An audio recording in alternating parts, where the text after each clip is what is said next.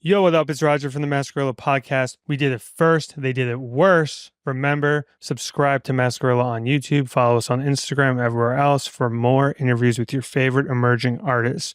We got a great episode. We got Hackle coming back for the solo pod. What's up?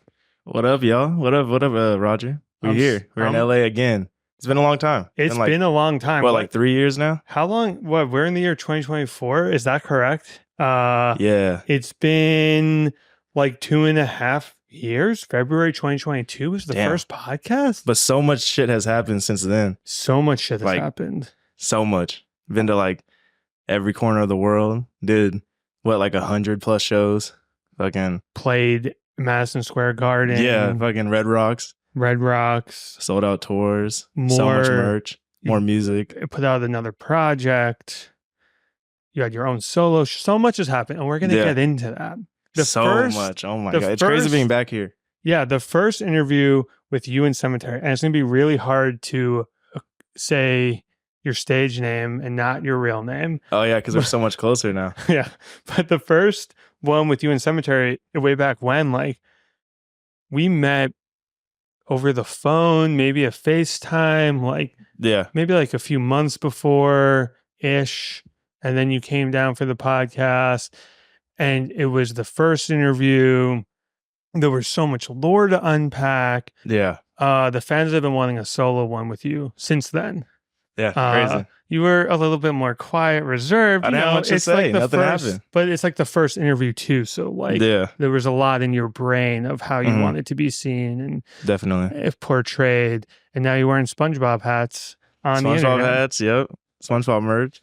And it's crazy, dude. So much shit had just happened. It's crazy being back in this room because first time we're here, like, we didn't even do a show. We didn't have a single show. All we did, we were just online, just like selling merch and planning for the future. But now, like, we're there now. It felt like even then, too, the idea of a show for you guys felt so far away. How do I do it? It seems impossible. It sounded impossible, and it was impossible when we tried to do it. Like, it was a lot of work, like, to get to where we're at now. So we're going to get into all of that. I want to start from the beginning again. You're 23? Yeah, 23. Turned 24 in October. You turned 24. Where'd you grow up? I grew up in San Jose, California, Bay Area, like South Bay. I was born there. I moved out to Modesto with my family for like probably like 4 years when I was like a baby, like a little kid. And then I moved back to San Jose, went to high school there. All right, middle school, high school. I think it was junior year is when I moved out to Sacramento, and I lived there since. Been around that area. Why was your family switching spots so frequently? Just like my parents were hella young. Like my mom was 18 when she had me. Oh wow. So like we like moved like to my aunt's house like in Modesto, and then like she got her bag up. My parents got their bag up, and we moved back to San Jose. It was still a little hard when we lived in San Jose, but like they figured it out. We were living like a tiny ass, like a small duplex in San Jose, and then Sacramento in 2016, the houses were like super cheap out there. So my parents were able to like buy a house out there, and it was like cheaper to live out there than to live in San Jose. And like it was a crazy difference because like my whole life I lived in like a tiny ass duplex, like tiny ass house, shared a room with my sister, and then like I moved to Sacramento, and then we basically have like a mansion. Like it's just crazy. It's wild. And you were the firstborn? Yeah, I have a sister she's 18. She just turned 18, but firstborn. Yeah, no other siblings, not at all. And what's she up to now? I would imagine she's headed to a career, college, something. She just graduated high school, and she's got her first job actually. Wow. Yeah. Shout out to her. That's incredible. Well, I guess not her first job. She like her first career sort of. Yeah, first like actual like outside of like part-time whatever job as a kid. But she actually like she did all the merch back when we were shipping it out. Like honestly, like I barely even touched the shirts. Like it was mostly like her and her friends. I kind of just like supervised the whole thing, made sure it got to like the. You had that shit running. Had like it running. A well-oiled machine. It was. I had shout out to to your sister and all her friends because big shout out. They were running through thousands and thousands and thousands of orders every drop. Thousands of shirts. they packaged so many shirts, and like without them, we probably wouldn't even be sitting here right now. No, like we wouldn't be able to fund a tour or anything. So it's a big shout out to my sister and all of her friends because they went crazy with those. Like, big shout out to them. Big shout out. Now she's working over at somewhere. Yeah, somewhere. We don't have to say. So as a child, you're moving around a bit, all in the general same area, right? Yeah. Your parents are young, they're working. What do they do now? My mom, she works for like a big utility company in California. If you know, like PG&E. Yeah. So she works for them. She's just like on the phones all the time. And then my dad, he drives like oil. Like he drives a big old like oil trucks. Oh, shit. Like, I don't know, from place to place, but he drives those. And that's what they do now. And it's fire because like now my parents are like making good money. And like it's like cool to like see them like get whatever they want and like do whatever they want now. Cause like growing up, like we didn't like do shit, but now like they can go on vacation and shit like that. And they're still somewhat young. Yeah, exactly. Like, and like they have like cool ass cars now. Like, hell yeah, dude. I remember like growing up, like we had like one car. Shit would be like breaking down. If that shit broke down, we didn't have a car. Or like we would have two, like one was barely working, one was working. Like, so it's hella fire to like see my dad like in a Tesla and see my mom in like a fucking Jeep Wrangler, like a brand new one. It's sick. Tesla and the it's so fire. Sick. It's so fire. Wow, that's incredible. Yeah. So, like moving around as a child, was it hard to make friends? Like, what was school like for you if you were, here and there? Honestly, no, it wasn't hard to make friends, nothing like that. Like, honestly, moving around a lot when I was a kid kind of like helped me now because like now I can just like live wherever. Like, yeah, I don't get like too attached to a house. Like whenever I move, it's just like, oh, that was just where I was living at the time. Like I'm not like, oh shoot, like I miss that house so much. Like a house is just a house. Like I can live like anywhere if there's a fucking bed and Xbox or my laptop, straight up. What were you up to in like high school? Were you playing sports? Were you a solid student? Were you skipping class? What were you like then? High school, I played football all 4 years. Oh, sick. Played defensive end. Damn. So I did that from like summer to like winter, like whenever the football season ended, like November, December. And then after that, we were just like kicking it all the time. Like I was always able to finesse in school. Like I was never like good in school. Like I wasn't like smart, but I was able to like get by. Like just by like finessing and cheating. I feel like shit. You might have been one of the kids, and I was this kid. I was a little smart in school. I'll say that. But I was also the kid who would like stay after class and speak to the teacher and be like, "Man, I only got this on the test. If you could just give me a few extra points, I feel like you had that vibe probably. Over there begging? No, I was never begging. I was it wasn't begging. No, it was negotiating, bro. I was negotiating. I'm a businessman. Okay. I would just be copying off my classmates and shit. Like, or like pull up to class, not do the homework, and just like right when they're like about to check that shit, just like hit it real fast. I used to steal math tests from the math office, and then I would have, I think I've said this on the podcast, this is probably embarrassing to admit now as an adult, but I would photocopy it, have the smart kid fill it out for me, then I would transfer over the answers on the original, and then in the middle of the test, I'd do the old switcheroo. That's a crazy method. I wasn't that smart. It was a crazy method. I was scheming. Whenever in English too, like whenever I didn't want to write a paper, I found like this weird like Russian website or like these like Russian fools would like write your paper for you. And like I didn't have that much money. So like I couldn't like afford like the high school level papers. So like fucking broken English. Yeah, I would get like the middle school level ones, but that shit, bro, them shits gave me like A's every time. Wow. I bought so many papers like that. You just give them the prompt and like tell them what it's like on or whatever, or like what book. The original AI was just someone actually like Russians in a warehouse. Yeah, they're going crazy, and I never got caught doing that. And like, it was just fire. It was probably like $30 a paper. Damn, I mean, that's pretty expensive as a kid. Yeah, as a kid it was a lot, but like, I'd rather spend that than like have to sit there for hours and I would do that shit like damn near the night before, which was crazy. Dude, that's the method. I tried that once in French class. And I got the test beforehand. I brought it home. I put it through a translator, and immediately they were like, this is so advanced and you don't know any of this. Yeah. We know exactly what you did. I was like, I don't fucking They care. definitely knew your ass whatever. was cheating. Yeah, I was like, whatever. I don't fucking care. In language class, bro, that shit was like, bro, like, I would always copy because in San Jose, there's a lot of Mexican people, and their asses would be lying, talking about I don't know how to speak Spanish, and be in the regular Spanish class with the rest of us. And I already knew. I'd be like, this fool's my boy. He speaks fluent Spanish. Like, why is this fool next to me? I don't know anything. In English, Spanish speaking home.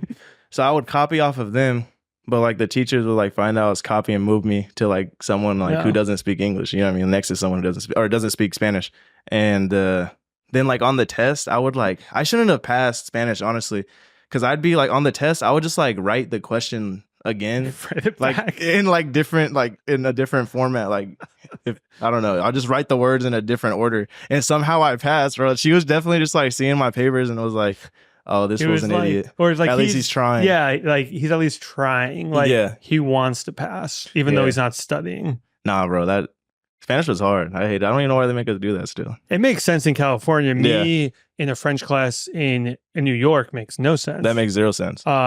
I wish I spoke Spanish now, and I tried over the pandemic on that app to learn, and it didn't really work. I think my brain's too like Babbel or something. A Duolingo. Like okay, yeah. Where it's like the boy ate the apple. Yeah, and I don't know how to say that. And 2 years ago, maybe I did, but not anymore.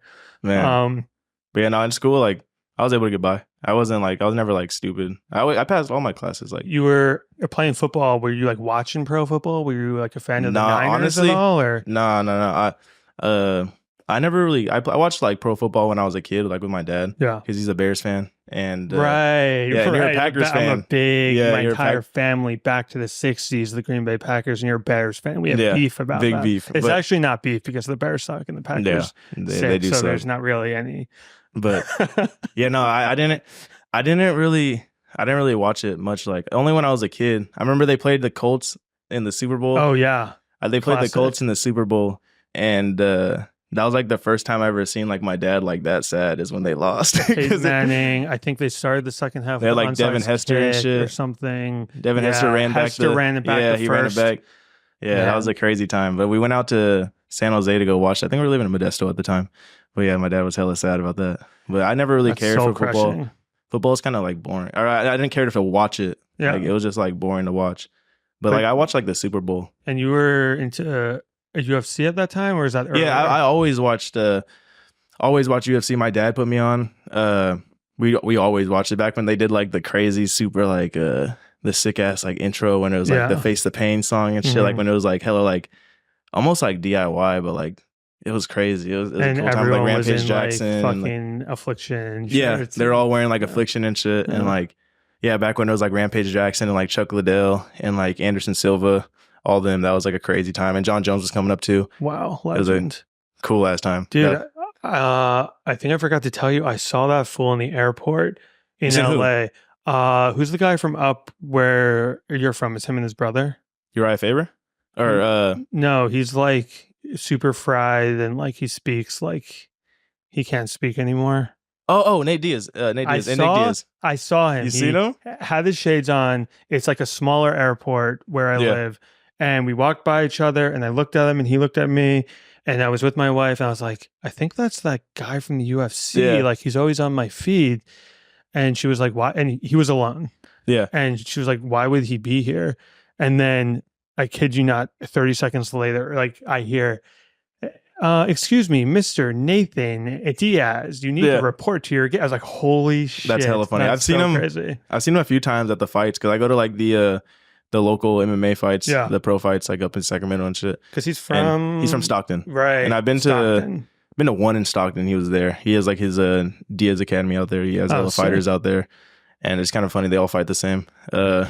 But yeah, he's big out there. He's big, especially in Stockton. He's like the most famous person in Stockton. Like it's crazy. Were you fighting? Were you like in any UFC classes in high school? No, or that's like a later like in life MMA thing? Yeah, that was like later in life. That was like 2021 when I started like training. Got it. Because at first I was like, I was always a fan. Like I was always a fan of UFC, and then like probably when I was like 20, like 19, 20 is when I got really into it. When I got turned into like a nerd. And I was like, well, I can probably train that. Like every green room wherever, and we have the fight on for you. Yeah, every green room all the time. Whenever it's a Saturday, we're watching UFC. When we were in New York the last show, I was watching UFC 300. That was a crazy night. Or I think even at the Affliction headquarters that night, it was on somewhere. Yeah, we were watching. At the Affliction show, we were backstage watching it. Anytime it's a Saturday and there's fights, we watch it. That is a full circle moment right there. Yeah. So you graduate high school, right? Mm-hmm. Did you go to college? What happened after that? So I graduated high school, and then I went straight to college. Went to Sac State, and then I was only there for a bit, and then I went to the the Los Rios community college out in Sacramento. Mm-hmm. There's like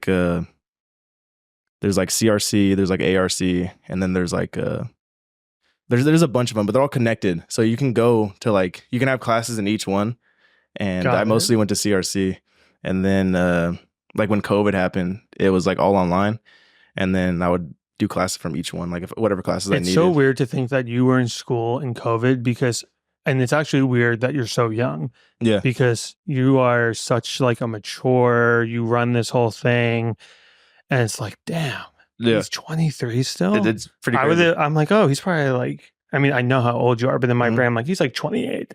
Like, God damn, dude, he's 20 fucking 30. It's crazy. Yeah, I don't know how to do it. I don't know how I do it. And you're not like a big drug guy, right? Do you smoke weed? Like it's kind of rare. Like I always have like the disposables, right? Like the or like the Stizzy carts or whatever, and I'll like hit that like at night. Like if I'm in bed, I'm just like watching a movie or watching YouTube videos or some shit. I'll hit like that. A way to fall asleep. Yeah, a way to fall asleep. But like I can't like smoke weed during the day. You're like not a weed guy. You don't really experiment with drugs. Were you in high school? Were like you drinking or smoking weed? Like, high school, we were definitely smoking a lot of weed. Okay.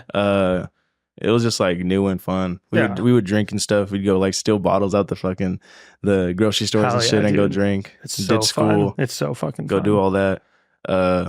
But I was never really, I've always been like hella like scared to like try new drugs. Like I've never done coke or like Molly or like. I have so much anxiety that I can't wrap my head around like losing control, and who knows what can happen. Exactly.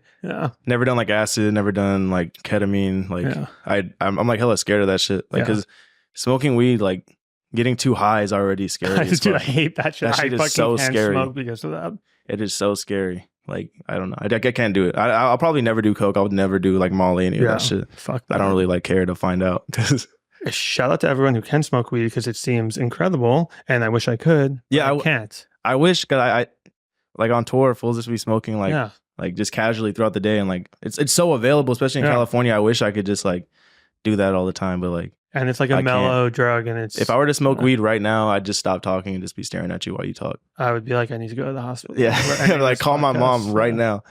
So, what kind of music were you listening to in this era, like high school, early college? Like, where were you like a SoundCloud rap kid? So like, I was like listening to all that at the time, like 8th grade, like is like when I like found it was like Sesh Hollow, Waterboys, like Bones, Xavier Wolf, and Eddie Baker. Eddie Baker. I didn't really tap in with Eddie Baker too much, but and Chris Travis. Chris Travis was like I was a big Chris Travis fan. Like I was a huge fan of him. Yeah. And he made that. I remember like the first song was like that I heard. It was what was it? It was like World Pain or some shit like that. It was fire though. And from there, that's when I like found everyone. I found shortly after that, I found Divine Council out of Virginia. That's legendary. Yeah, like Cyrax, Lord Linko, and Silk Money, and who was the other? Icy Twat. Right, legends. And I was a big Cyrax fan and Lord Linko fan, so I would listen to them all the time. And then I would see who was like featured on their song, and from there, that's where I found Kray. And this is all like around the same. I was just like, it was all new, and I was like, were you like? I know, Sematary was like a Mascarilla kid. Were you at all, or it just wasn't? I knew of you. Okay. I like seen the videos, but I was never like a. You weren't like I wasn't like on it all the time. Yeah, no, like yeah, just like around that time, I was mostly just on spot. Yeah, you did put me on the spot. Like, yeah, I think I knew you. Yeah, I knew of you. But it's crazy to be in there still. But yeah, like I would just be on the internet, just like finding new music. It would straight up just be like listen to a song and seeing who's featured, and then go on that person who was featured, and then like listen to their music, see who's featured in that. And yeah, it went from like Sesh Hollow to shortly to Divine Council, then to Kray. And then Kray is like, I was a huge fan. Like I'm still a huge fan. Yeah. I'm like huge fan of Kray. And all of the work that he's come out with, like, is just like so fire to me. Legend. And who else after that? I like Polari. Polari was fire. Kevin Polari, he was sick. I haven't heard that name. Yeah, he made a song with Kray back then called Funds, and that was like my favorite shit ever. And I was a big Polari fan and big Kray fan. And Divine Council, I kind of wish they would have went further with it, but it's whatever. Same thing with I don't know what Polari's up to nowadays, but he was fire. I used to hella fuck with Polari. Were you hitting up any shows? I'm trying to, that era, probably people weren't heavily touring. Were you? Fools were not doing shows back then. The only show that there was a show in Oakland, a Goth Money show, and it was hosted by FTP. Wow. And they sold like this rare ass FTP Goth Money collab shirt at the show. And like that shirt is still like, if anyone has that for sale, like I would still buy that shit. I don't even like care how much it costs. It's got to be somewhere. Yeah. And it's funny though. It's funny. I found a kid who had that shirt, and I hit him up, and I was DMing him like, yo, like I want to buy that shirt, whatever. And he never like responded. And then I went to a show out here in LA. I think it was like Tracy. It was Tracy and Kray show when I met Kray. Some kid comes up to me. He's like, yo, bro, Hackle, look. And he like shows me his DMs, and it's me hitting him up for the shirt. You're like, bro, where's the shirt? And I was like, bro, where's the shirt? Then like, do you have why are you showing me this? Like, do you have the shirt for me now? Like, why are you even showing me this bullshit? But yeah, I was just always just on SoundCloud, just finding new shit, YouTube, all that. Dude, I like recently cleaned out some of my office. And I never sell anything, but my wife was selling some stuff online, like old fucking vintage clothes. I was like, I have some old shirts. And I never wore them. And they're from like 2019. For like what shirts? I don't want to say the acts because I don't want them to be like, damn, did you sell my shirt? And it was just like one act. It was someone who was on the podcast. You can figure it out with that. And it was actually really hard to sell because they were so unworn that everyone thought they were fake. Yeah. And I wasn't a part of it at all. And this is just like 3 shirts. And eventually my wife was like, if this kid's asking so many questions, like, how'd you get it? Is it fake? How is it still something? I was like, just let him know that it's mine. Yeah. And he's like, oh, okay, sick. And then he bought it. Yeah. Okay. But for so cheap. Yeah. Like, because it's so hard to prove. Because, so at what point did you start making music? Burlapper 2020. That was like some like later shit. Like I was always just like on my computer, just like fucking around, trying to sound like people that I like. Yeah. And just like figuring it out.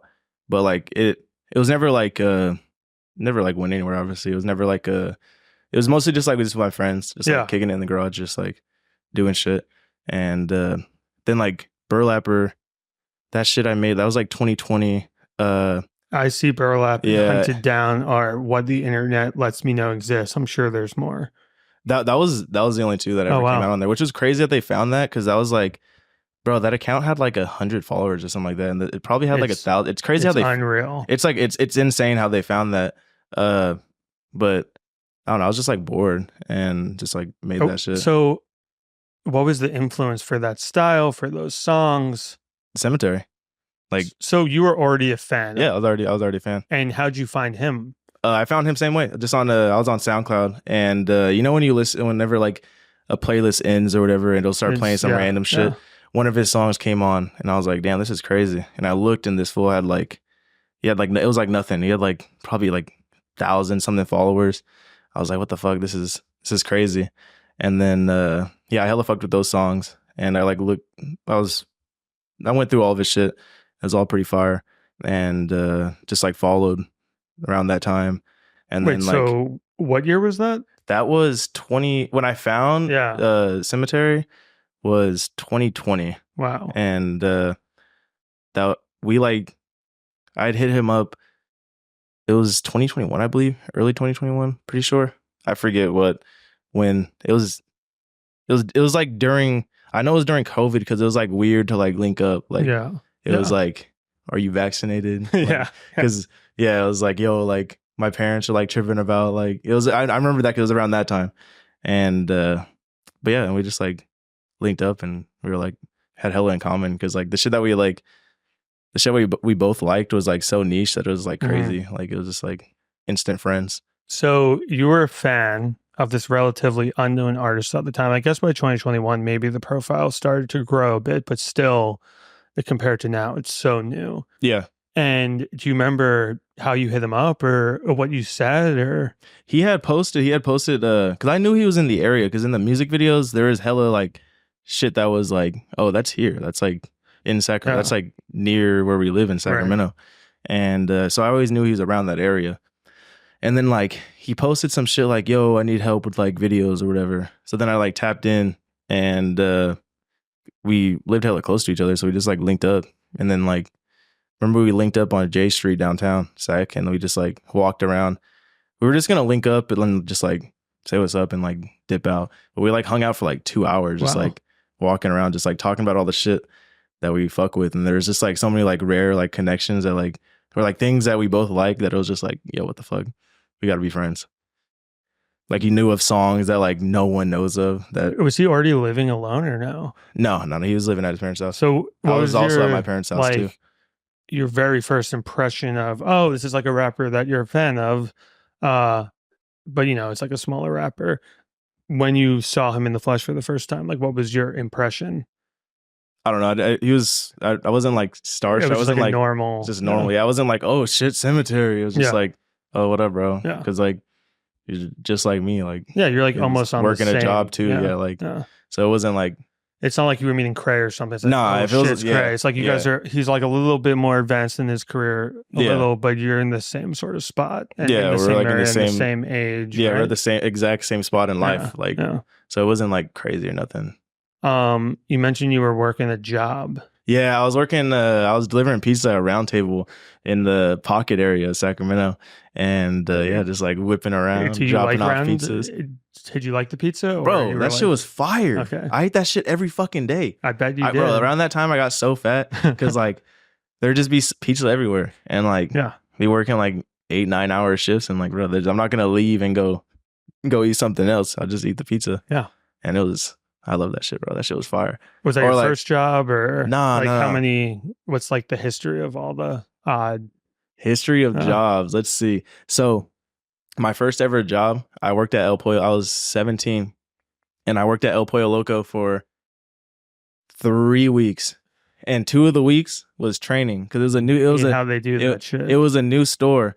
And like I was hella money hungry. I was like, dude, I need to get a job. Like I want to get this and that and all this. So I finally it took me hella long to get a job. Finally got a job. And it was at this new store at this area called Delta Shores. It's a big ass like shopping center. There's hella shit there now. But when they were opening, it was only a movie theater and In-N-Out and that El Pollo Loco.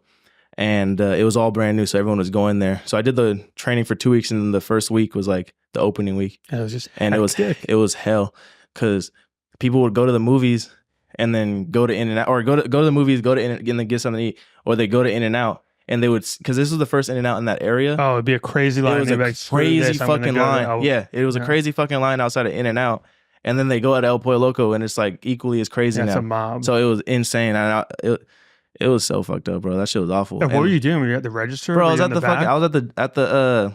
the what is it called? The spit. No, at the window, the drive-through. God, that's bro, crazy. It was terrible.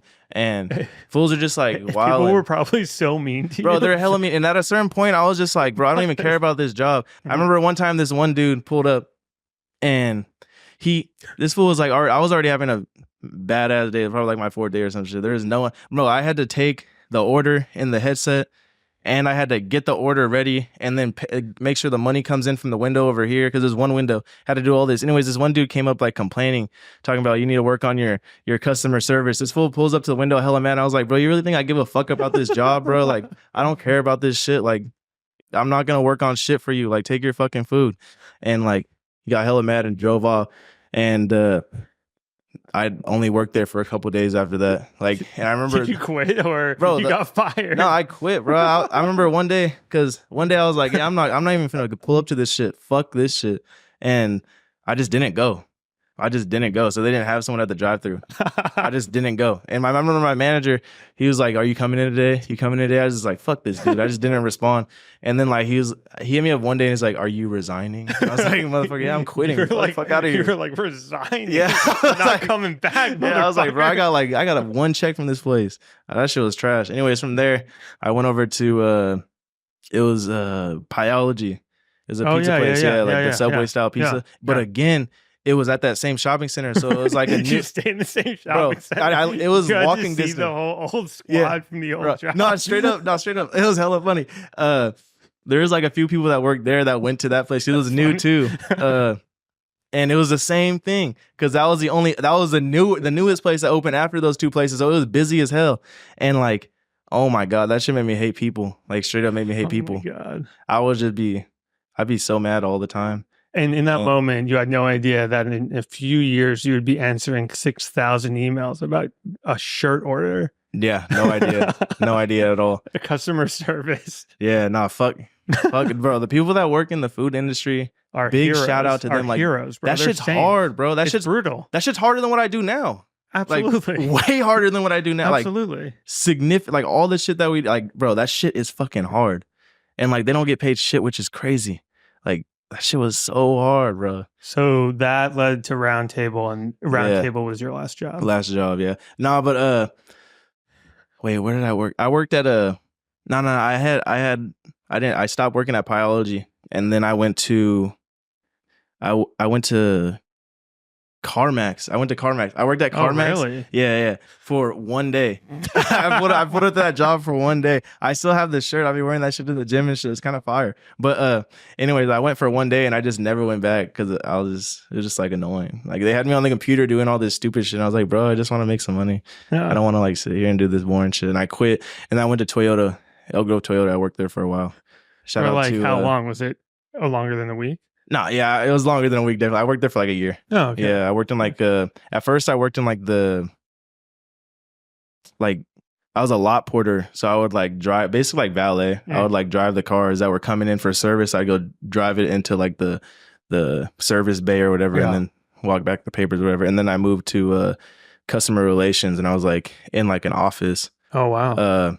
Had to wear like a fucking suit and tie. Really? And shit, yeah. Holy shit. And I was doing just like hella like office work and shit. But I was working long ass hours. Like in the office, like it was like 9 hours, and like wow. I was there all the time, and just like I would do all my work so fast that I would just be sitting there for like 5 hours. Just the worst. Yeah. It's the worst feeling. I was so bored. I learned how to solve a Rubik's Cube at that job. And that's like my fucking like party trick. I wish we had the Rubik's Cube on us. That'd be great content, dude. Yeah, I can solve one of those pretty fast.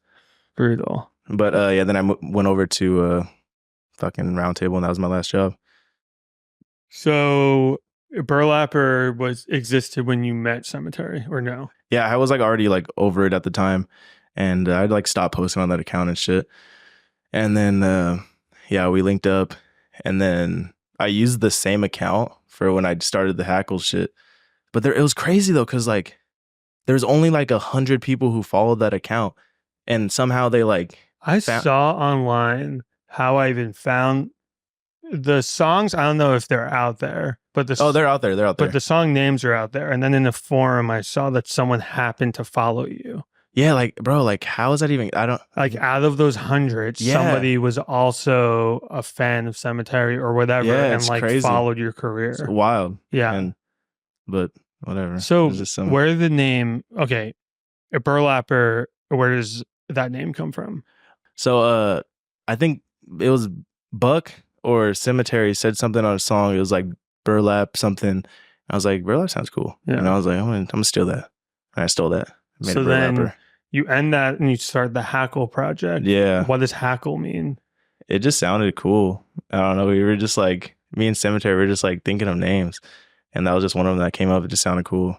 And then the Hackle down on them shit. Like it was like that too. It was like, you know how like Soulja Boy is like Soulja Boy Tell Him? Yeah. It was like that. That's crazy. And it's like I don't know. And then H-Doe sounds cool. It's easy to say. It's sick. It's hella easy to say. H-Doe. Yeah. H-Doe. Easy H-Doe. fucking easy ass ad lib. But it don't mean nothing. I don't there's no meaning behind it. But it just sounds cool. I think it sounds cool. Hackle down on H-Doe. It sounds sick. Yeah. I wish I had the Instagram handle to just Hackle though. That'd be fire. Who has it? I don't know. That's a OG ass name. That'd be hella hard to get. Or imagine H-Do Instagram handle. That'd be crazy. That's impossible. It's also, there's a new rule, and it comes up a lot for me with other artists I work with. You can't, Meta, who owns Instagram, will, if you reach a certain level of cloud and it's coming from the right source, like a record label or something, you can, in some cases, claim a name, but they no longer do 5 letters or less because there was a lot of drama around those names. There's like a black market of like hacking accounts and this and that because they want it so short, and they shut that down, but they'll still do it. So Hackle could work maybe, but that'd be crazy. That'd be so fire. So Peterbilt came out with Sematary in 2021. That's the first song that you recorded with him? Yeah. We recorded it at his parents' house, like a little janky setup. We recorded it there. So are you like in Haunted Mound at this point? Or is it just like I was in Haunted Mound. Yeah. Okay. Yeah, I was in Haunted Mound. Like even when I was helping out with the videos, I was in Haunted Mound. And I was doing the videos for a while before I even like did the songs. And had you ever shot videos? Or I know he's very like, here's how I want the shot, just hold the camera. Nah, it was literally just like hold the camera and fucking go crazy. And I know it looks cool, so yeah, it was pretty easy. So are there any stories that you remember from recording that song at his house? Nah, you don't remember. There's like nothing even be talked about that. Like it was pretty straightforward. We just had the beat from Grimoire, I believe, and we were just like, we just made the song. And at the time, I was hella into like Peterbilt trucks, like the 379s and the 389s, like the big ass ones with like the stretched chassis and shit. I was hella into that, and like my Instagram feed had hella those. I remember we were kicking it, and he like asked like about it, and I was like, yeah, that's cool. He's like, that would be a cool song, and I was like, yeah, that'd be cool. And then we got in the studio and we had the beat, and then we just made that song. It's not the same trucks that your father's driving, right? That's a separate truck. I think he has drove Peterbilt, but not like 379s. Okay. Like not like the over the road, or what is it? Not like the ones where you like take hella far. He's home every night, so it's not like. Oh, okay, got it. It's also a sick logo.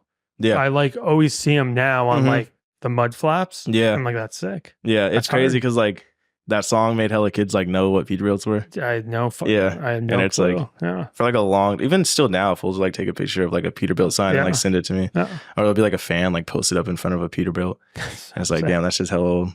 But so were you working on your first mixtape at that point, or it was just I'm working on single songs? Because you also put out a Dumbo with a Buckshot in 2022. Yeah, it was. We were kind of just. I forget. I think we were just working as it goes, and then I thought of the Gunsmith idea, and then I made it pretty fast. Like Gunsmith was made like probably within like a few weeks. I think we recorded the original podcast before that, right? Yeah, we did. The original podcast was in February 2022. So that's when I met you for the first time. Yeah. That was like, you guys had pieces of the puzzle, but I don't know if you necessarily maybe knew how to put them together. And it was such an exciting time. You guys were already crushing the merch. Yeah, we were going crazy on merch. I don't even think Buckshot had a Burning Barn out at the time either. No. Yeah, no. It was like, so early. Yeah, that was like right after our Rainbow Bridge 3 came out. And that's kind of when things like took off. Yeah. So it kind of like set us up like pretty good. And we started working together after the podcast. I think maybe we were a little bit before, but it wasn't official. It wasn't official, yeah. And I think even a little bit after the podcast, it still wasn't official. And then eventually it was official. Yeah. Me and my partner Sherwin began managing you and Sematary and the rest of the Mound. Yeah. It was shortly after the podcast. Yeah. It was around that time. But yeah, Buckshot didn't even have the first podcast. Yeah, he didn't even have Burning Barn out. I didn't have Gunsmith. I know Burning Barn came out first, and then I did Gunsmith. Fools loved Gunsmith. They still do. What month was that? I think it was August. Pretty sure. So you put out the mixtape in August as your first project. Yeah. Were you nervous? Were you scared? Or it was just like you were riding this high of like everything is up, and I don't really think anything of it.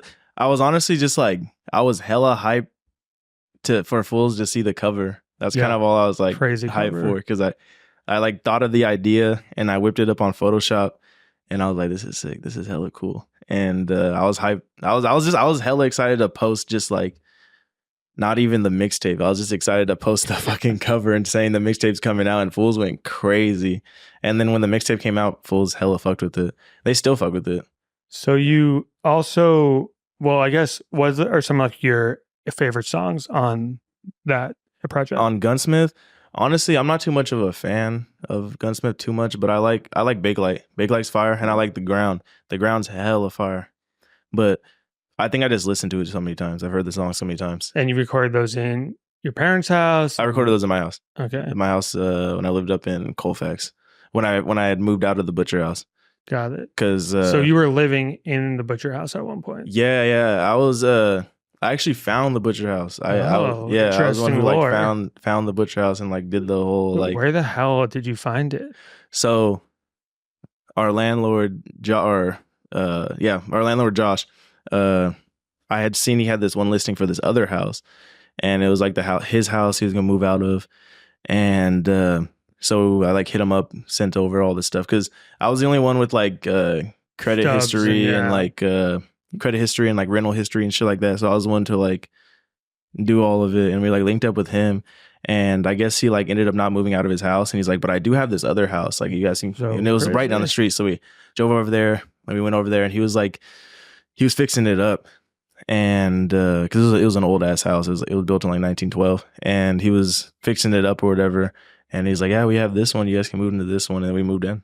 And you saw it and you were like, this is perfect. Yeah. You're like, oh my God. It worked out perfect. Yeah, this is perfect. And it was on like 3 acres and shit, so we can be hella loud. Hell yeah. And it was cool. I lived there for a bit. I lived there not even a full year, because we moved in together because like we didn't have that much bread. Mm-hmm. And then once we started making hella bread, like it didn't make sense to live together. Right. Like, because we're both grown men. Like there's no reason why we should live together. It wasn't like, oh, I gotta get away from this fool. Like it was just like, we got hella bread now. It's like, just like that's the so entire point of working. You want your own spot. So then I moved out, got my own crib like 40 minutes away. It was like up I-80, like up in Colfax. I lived like also in the woods too. It was sick. And then like at that house, I had a crazy, when we were doing the Europe tour, there was a crazy ass storm and a tree fell on my house. That. Yeah, a tree fell on my house, and I was like, yeah, I got to get up out of here. I can't live here no more. I thought I would like the snow, because I never like was around the snow when I was a kid. Yeah. And whenever we did go to the snow, it was like an event. It was like real, like it was like a trip. It was like, we're gonna go get completely layered. Yeah, like it's like, oh, we're gonna go to the snow. Like that was the move. But then living in the snow, fuck that. I will never live in the snow ever again. Not be able to leave the house because it was snowing is not fun. Fuck and that. Like the power going out and shit, bro. And like also living up there, you gotta pay. There's no like PG&E out there. Or there is, but they only do electrical, so you had to pay for propane. You're like off the grid, pretty much. Yeah, and propane was hella expensive. And like, shout out to Hank Hill. Yeah, I've never watched King of the Hill. I'm not gonna hold. You got to. It's an incredible show. But it was too much. I couldn't do the snow. So the mixtape, it comes out in August 2022. The first show ever. It was like a week after, I think. It was supposed to be in Oakland. Yeah, and it got canceled because we got COVID. It got canceled. It was still fucking crazy. Then we pushed it like a month, and then I think everyone was in LA, and we did it in LA at the Echo, and it sold out in I think 3 or 5 minutes. Bro, that was crazy. It was like $350 cap or something like that. Yeah. Sold out in a couple minutes, and the show was wild too. That was crazy. That was like our first time on stage too, like going out there and like fools like screaming and shit. What was that like for you? For like the first experience to see all this in real life for the first time and not just online? Bro, that shit felt like I was like Michael Jackson or some shit. That shit made me feel like a superstar. like being on stage and like fools are screaming the names or screaming the words to like the song that I just dropped not too long ago. That was crazy. And honestly, still to this day, it's crazy. Like going out on stage and like fools knowing the words to your songs, like it's insane. Like fools like being excited to see you and shit. Like I don't know, it's a weird feeling. Like there's nothing like it, honestly. Like I don't feel that. I don't feel like that cool. But like these kids make me feel like hella cool. Yeah. I just feel like a normal person. Like but when you go out on stage, like you feel like a fucking superstar. You just feel crazy. Like you get like this like adrenaline. Like it's crazy. It's sick. Like and taking pictures of the fans and shit. Like that's just so cool. Yeah, and like so fucking sick. Signing their shit and all that. And the craziest thing to me is like seeing kids wearing like my shirt. Like seeing kids wearing a shirt with my face on it. Yeah. Like this face right here on a shirt is crazy. Like I can't even like put into words. It's wild, especially in other countries too. Like there's kids that don't even speak English that are wearing a shirt that has my face on it. Like we can't even communicate, and you like me enough that you're wearing a shirt with my face on it and my name on it. And it's just wild. Just all the shirts, all the Haunted Mound shirts, just like damn, like that's my brand. These kids are rocking it, and I fuck with them all. I love it. I love them. Unreal. They're amazing. Some of them are a little weird, but there's a lot of cool ones out there. I fuck with the fans. A lot of people be like, oh, like they hate their fans and shit. Like, bro, I don't hate my fans. I love my fans. Like, I love you guys. Like, you guys make this happen. I feel like it's just like a meme at this point. I guess like maybe where it originated from, like the earlier days, but like at this point, it's like you guys after every show you're out there, photos, autographs. Bro, every show, like you're now more responding to messages and comments more, and you know, it was like a growing pain of like all of this was new to y'all as well. Yeah, like I don't know, like you said, every show, like every show we go out, and if we're not like tanked, like we'll go out there and go say what's up. And you can ask any fan that has ever met like any of us, like we're cool people, we're normal people. Like there's nothing to be scared of or nothing. Like we're not gonna do nothing. Like just don't also invade personal space. Yeah, like don't just like walk up on us and say like our real names, like you're our friends or some shit. Like or don't like just don't do no wild shit and like don't you'll be cool. A phone in someone's face. Exactly. Just like just be cool. Just be cool. You can get a picture. I'll sign your shit. I'm probably more excited to do that shit than they are. Like so like don't be scared. Bro, like it's weird for me because I'm the manager and I'm at these shows and I'm focused on the show being produced and you guys and with Sherwin of what's in the green room and making sure the show's running on time and making sure the venue is proper, whatever. And then I'll be asked for photos and they'll scream my name. Yeah. I'm like, that's how fucking crazy the fans are. Yeah. Even the managers, like, bro, they'll be asking like just anyone around us, like for pictures and shit. Like, bro, they asked like my friend, like, you know, Zach and Jared. Yeah. Like they'll be asking them for pictures and shit. Like, oh yeah, big shout out to Zach and Jared. Those are my day one friends. Are those friends from high school? Yeah, I've known them since I was like elementary school, like a kid. Yeah, I've known Zach and Jared for a minute. Fucking Get Money and Die on Instagram and 5scan on Instagram. Those fools that's why they're always with me. Like, very cool, humble, chill. Like if you see me, you'll probably see them with me. Like those are my boys. And they're like so nice that I've probably met them like 5 times, and every time they're still like, I don't know if you remember me, but I'm like, dude, come on, bro. Like you're a legend, chill. Yeah. No, those are my boys. Whenever I go on tour, they'll be with me. Hell yeah. Like they came out when we went to Europe, they were out for the entire Europe, or not the entire Europe tour, but for like a leg of it. Yeah, for like most of it. Like they only missed probably like 5 shows. That's so sick. So the first LA show, that kind of lit the fuse of this whole explosion. That's when the music industry saw that it was incredibly real. A lot of things happened behind the scenes with agents and touring. Yeah. Merch production eventually came into it. And this, like, that was like, oh, wow. Like, this is very real. And then the first nationwide in Europe tour was that following winter. Was like the winter of 2023, and it started in San Francisco. Yeah, at the Regency Ballroom. Yeah, the Regency Ballroom. That was crazy. Pack, like 1,400 fucking people. That was a crazy show because I imagine your family was there.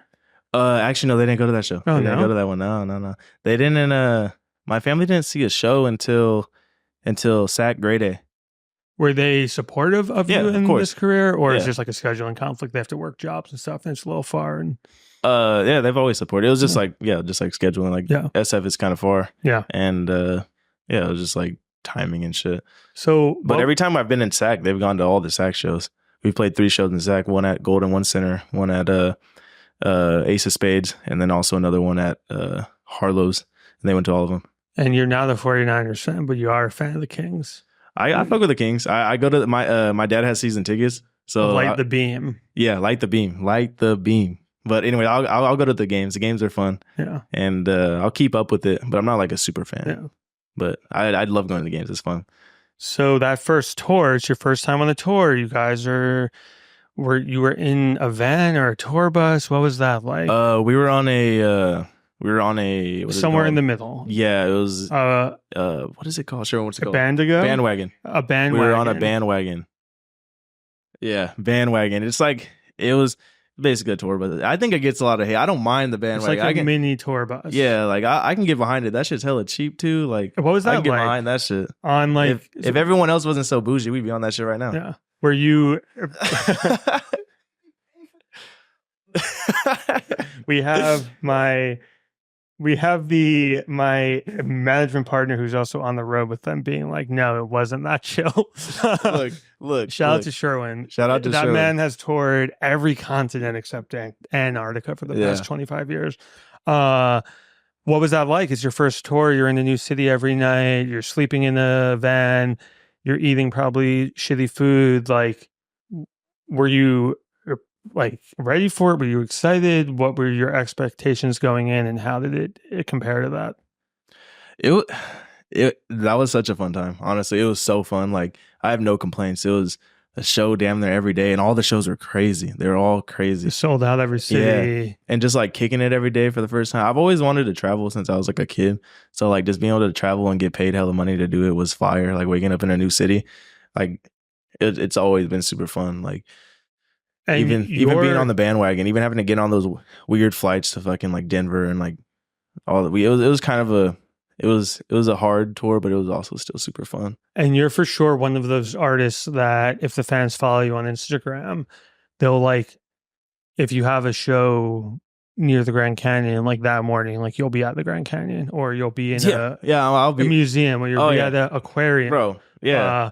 I mean, you see my close friend stories. Bro, if I'm in the city, I wake up early and I'm gonna go do whatever there is to do there. So you're enjoying it fully, which is hard because it's an insane schedule and you need sleep. But you just like have it in you to be like, I'm in this new state that I've never seen before. I'm gonna go. Even places like aquarium. Yeah, even like places I've been, like we've been to like, I don't know, all these places so many times that I still get off the bus and go walk around and go wherever, go to the aquarium. Aquarium has been like the last tour, that was my thing. I'd go to all the aquariums. I went to like every aquarium in America damn near. Every major city aquarium. So like if we have a show in your city, you can probably just find me. You can find me walking around or find me at an aquarium probably.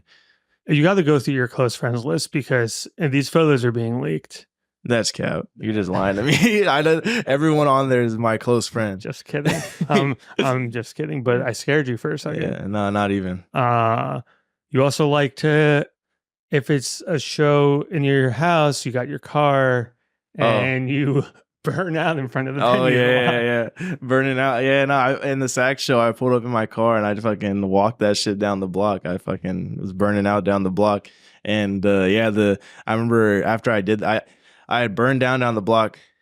I came around the block again, did it again, and then did donuts in the intersection right there because the whole line was there, so I knew it was gonna make them hella hyped and shit. And I knew they would immediately know it was me. Yeah. And I did that. I parked my car. Sherwin calls me and he's like, "Yo, are you fucking doing donuts outside?" Like, bro, they're gonna shut the show down. He's like, they're getting hella fucking pissed off. Like, don't do that. And I was like, my bad. And it's hella funny. I parked my car and I'm walking to the venue, and like, bro, I'm walking and like I see a venue person walk behind me, and there's another black dude walking behind me. Looks nothing like me, just another black dude. He doesn't even have dreads. He's an old head black. Looks nothing like me. this venue worker walks up to him, and I overhear him. He's like, "Are you over here doing donuts in the intersection? Like, you need to stop doing that. Stop doing this, and like, you can't do that here. Like, you're gonna cause a scene." And the dude is just like, "What are you talking about, bro?" And I'm just like walking back with a smile on my face. He's like, "Bro, I drive a Prius." Yeah, like, what well, it's got racially profiled, but God. yeah, that was fun. So that first tour ended up in Europe. Was that your first time in Europe? Yeah, that was my first time in Europe. I've never been there before. What was that like? It was cool. I had a lot of fun there. Like, I would wake up super early and just go do like all the tourist shit there is to do. And I met a lot of friends out there that I like hung out with the last time I went out there. And just like the shows are crazier out there for sure. For sure. And the fans they're crazy. They're crazy out there. And it's just cool too, because it's kind of like less driving, less travel, because everything's so close. Yeah. But like, you'll drive like 6 hours and you're in a place that looks completely different than the last place. Crazy. And that shit's hella cool. Yeah. I fuck with Europe. I like Warsaw, Poland. Poland's cool. Yeah. And I just like it out there. Being out there is fun. What's your favorite part of like in general of a tour, and your least favorite part? Let me start with the least favorite part. My least favorite part is sound check. My least favorite part is having to make time to come back to sound check. Yeah. But honestly, I stopped going to it because like how it works is you show up to the venue early. Yeah, you show up at 4. Sleep in the green room or something. You might eat a little bit, and then you have to go to sound check, and then you leave, and then you come back. So it like really you can't just leave and then show up for your set. Like you have to be there in and out. Yeah, but I kind of just stopped going. I stopped going to sound check, and I just like had our DJ do it, and he was hella fire at it. So I was like, damn, Roger, thank you for doing that. Because then like, because I gotta like schedule my whole day around that. And it's just a annoying. Quick thing. It takes. You're not sound checking drums, and then the guitar, and then the second guitar, 3 minutes, and then the bass, and the keyboard. It's like, is the mic at the right level? And like anyone can scream into the mic to make sure. It's so easy. Like so, I just stopped going. And what's your favorite part of? Favorite part is just traveling around, just seeing new places, and just going places I would have never gone before. Like, when would I ever go to Estonia? Right. Like ever. Yeah. When would I ever book a trip to go to fucking Lithuania? Never. But now I can say that I've been there and like I had fun there. So that 2023 last year was a fucking crazy year. It's when like everything really happened. The first tour, that tour led into Kray Day.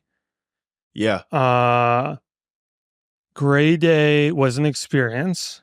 I think if you open up your phone, you'll see an opener of any show is being met with a resistance from the fans, whether it was Rico Nasty opening up for Cardi or Young Lean opening up for Travis Scott right now. I think Pink Panthers just pulled off of the Olivia Rodrigo tour.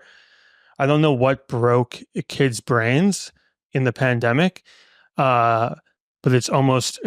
It turned into like a sport to like razz the opener. It's really weird. It's really fucked up. But with all that being said, it was a fun experience, right? I had a great time on Kray Day, honestly. Kray Day was cool because me and Sematary were talking about like, it'd be cool and it'd be like smart to go on tour with Suicide Boys one day because like we can get a lot of their fans or whatever. Yeah. Like I'm sure that like we thought the music was like close enough that they would thought it was close enough. And also me, who found the Suicide Boys when they had 5,000 followers and produced one of their first concerts and was the first website to write about them. My experience, like yours, of finding new experimental music in the underground was completely different from, I guess, fans today. The Suicide Boys were met with a resistance up until like 2 years ago, and they still are from the greater rap fans if you go on like an at rap thing where they're sharing their music. But it's like, I thought if people would get it. Yeah, that's what because we just saw the entire country in Europe understand it. Yeah. And I didn't fully, and no one did, let alone the Suicide Boys, fully anticipate that maybe their fans aren't as open to experimental music. No. But what I was saying, it was cool because, we thought it would be a good move. Yeah. And I think it still was. It's still fun. Yeah. But, and then we got like the call, I guess. And we were in we were in Prague at the time, and we are like, damn, what the fuck? Like, they actually want us on there. Like, that's gonna be crazy. And then obviously we fucking accepted that offer, and then we met them in London. Cool dudes. Oh yeah, right, Ruby. dude. That you was were there. You were dude. there. That was really cool. Yeah. So we met Ruby and Scrim and fucking Meth and all of them. They were Shakewell so was there too. Yeah, Germ like was there. a lot of the G59 crew was there. Yeah. It was the previous Gray Day in Europe. You guys had a show in London. I was there with the whole squad, and then we met them at the show. And also, their fans at that show were like screaming for you guys. Exactly. Yeah, They were wearing your merch. Yeah, wearing and then our we merch. met And the Suicide Boys, and they were so nice, so supportive. Like, they gave you guys like so much advice. Yeah, I was like, they're cool. This is perfect. Perfect. Yeah, it's meant to be. Bro, we were literally standing like watching the show from front of the house, and like fools are like yelling our names, trying to get our attention and shit, get pictures and stuff. We had to like run through the crowd and like from meeting the Suicide Boys in the green room, and this is a ginormous arena or whatever in London. We had to get through the crowd to go to this like sound stage, whatever, where we're going to watch it. And I remember me and Sherm was like, they can't really walk through the crowd. It's going to be crazy for them. And the security guy, who's just a security guy for the arena, has no idea. He's like, no, it's fine. We open up a side door, literally. Immediately. There's a kid in a Haunted Mound shirt. Oh my God. Yeah, right away. And then we had to close the door. How are we going to get there? Yeah. So it was such this is like a no-brainer. Yeah, we're definitely going to do this. And not every city, some cities weren't as bad as others. And you guys sold a lot of the merch, which was also the head scratcher of like, wow, you guys sold hundreds and hundreds and hundreds of shirts. Yeah. But maybe those kids didn't have tickets to the pit because they were only there for you guys and they were up higher. And it was a weird. I think it just became like a meme to hate on us. It was literally just because like it would go viral on TikTok or Instagram or whatever to hate on us. So then everyone just started doing it. And it happens at every show now. Yeah. It was literally just like a meme. Like, but yeah, it was a fun tour, but being on stage sucked because we would be on stage or be full of booing. Yeah. Just holding up their phones, trying to like put like funny messages on their phone, like just doing shit to like try to get our attention. And it's like, bro, like y'all paid to be here. We're getting paid more money than you've made in the last fucking year to be here tonight. Yeah, like, for that one for show. 17 minutes we just and you paid to be here, and like it's you're so hating. Strange. It was weird. And I can't say enough that like everything with the tour was great. The Suicide Boys were great. Their management was great. All the support acts were great. Yeah. The food was incredible every night. Everyone there was hella cool. It was a fun time. Like you guys were hanging out with them. Yeah. Like it was very cool. Just whatever kids lost etiquette for shows and wanted to be weird. Making viral videos, and it is what it is. Like that's hella disrespectful, but whatever. We got paid. We did get paid a lot of money. A lot of money. I got paid a lot of money, more than those kids' entire lifetime that they'll make. Anyway, that year was crazy because that leads into the release of your next project. Yeah, Haunted Nation. Haunted and then Nation. You had a string of your own shows. Yeah. On the Grade A tour, I would just sit in the back of the tour bus. We had a little lounge, and we had like the setup back there. I was just like recording every morning, and just like cooked up that tape, and I thought it was good. I liked it. I had a fun time. I like a lot of the songs on that tape. But it was a very experimental project in a lot of ways. What were some of the influences that inspired you to want to veer off in other certain? Honestly, I wasn't really thinking of anything. I kind of just like was just sitting in the back of the lounge and just like listening to beats and just like I don't know. I don't think I wasn't really like directly like influenced by anything. But it's definitely there. Like I don't know. I didn't like hear songs like I want to make a song like that. It was kind of just I was just sitting at the computer, sitting at the laptop, and just like made those. But yeah, I thought I liked it. A lot of kids didn't like it. A lot of kids hate on it. I think that happens a lot then like in 6 months they'll be like, hey, I actually think this is a classic. It happens every time. When I drop like my next EP, they're gonna say that shit was fire and this shit's trash. Yeah. Like, and it's an endless cycle. So the last song on that project is actually my favorite. It feels like something you haven't really made before. So wondering like what the influence there was. Left My Heart in Houston? Yeah. Okay. One. So on the Grade A tour, our lighting director, he posted like a story on his Instagram story. He posted like Left My Heart in it was like Louisiana or something. And like I seen that story and I was like, we were in Houston and I was like, left my heart in Houston. I'm gonna make a song like that. And then fucking Goner sent me a beat and then I just made it like right then and there. Crazy. Yeah. Dude, that's basically the inspiration. Fools think it's like, oh, like because Houston is where like lean culture came from, like some bullshit like that. God. And it's like, bro, like shut up. You don't even know. You have no idea what you're talking about. So the solo shows off of that project though. Off of Haunted Nation, were so fun. Bro, that shit was fire. It was your first solo headlining shows. Before that was Grey Day. Right. And it was like those big ass shows we were opening. And we hadn't had like our own show. And I mean, actually, no, I think we did the Affliction thing. I'm pretty sure before that. The Affliction was after. Was it after? Yeah. Oh, that was like the end of the year. That was fun. That was we did San Francisco, we did Sacramento, and we did LA all like within a few days, and that shit was fire. That was a good time. Like it's crazy too because I had released the tape, and then like that was like probably like a week later. But even at those shows, fools are like singing the words and shit. Like that shit was fire. Like all those fools that hate on that tape, like bro, we sold out the fucking tour for it.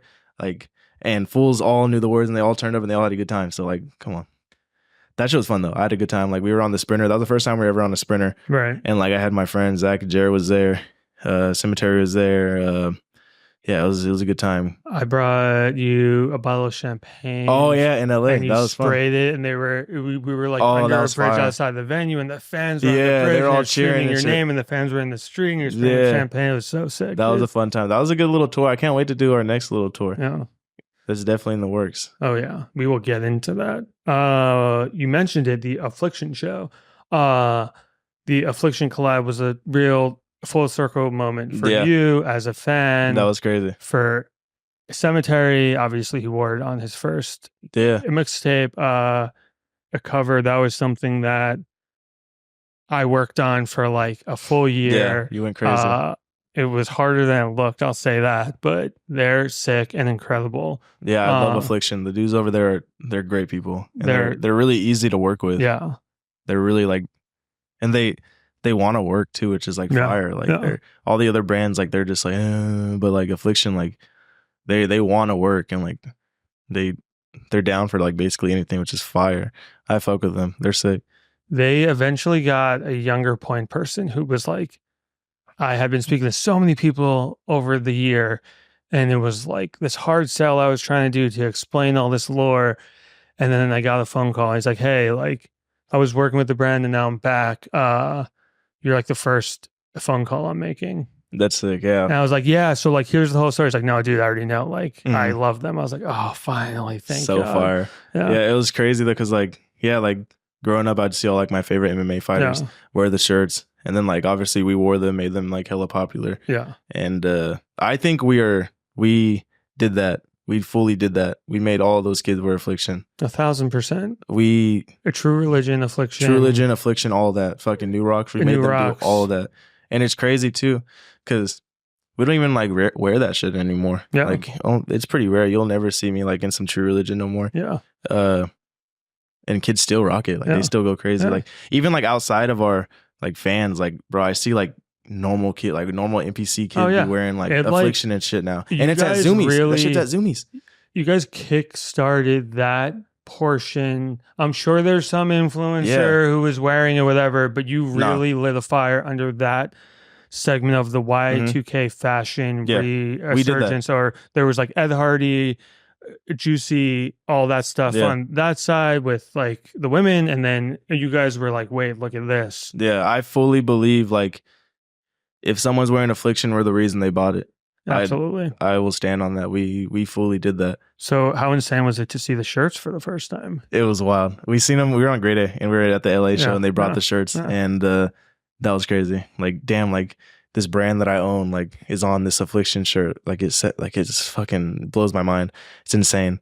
And I can't wait to do more work with them. And doing the photo shoot too was cool. We went out to like the abandoned buildings photos. And like what was his name? Briscoe Park? Yeah. Yeah, he did the shots. That was so fire. And I can't wait to do more shit with him. And the release party was at their literal like office headquarter warehouse. And the shirts, they sold out in minutes. Yeah, unreal. It was even crazy. like as much as Affliction understood it, and of course we did the release party, and there were 1,000 fans waiting outside the whole day. I still think they didn't fully wrap their head around, and then it sold out, and then we started getting phone calls being like, everyone's freaking out. This is so crazy. Like, we have to restock. We have to do this. And we're like, no, this shit's rare. Like, whatever.